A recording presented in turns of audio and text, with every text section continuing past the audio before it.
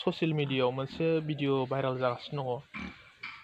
बेनो जाबाय एमजे फंबाय आरो प्रिथिमोननि खुदुमलायनाय। बेखौ गावजों गाव शेयार खालामलायालासिनो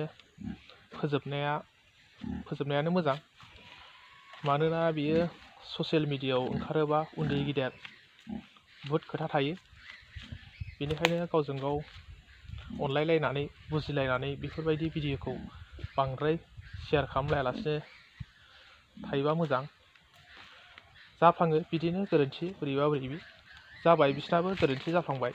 बेखौ जोंहा प्रिथि नार्जिनारिया मोजाङै बेखेवना होखाबाय। बिनि भिडिअआव थांनानै नायहैबा नुगोन। निमाहा होलायदो गावजों गाव साननानै। बेफोरबायदिखौ बांद्राय शेयार खालामलायबाय थानाङा। एसेनोसै।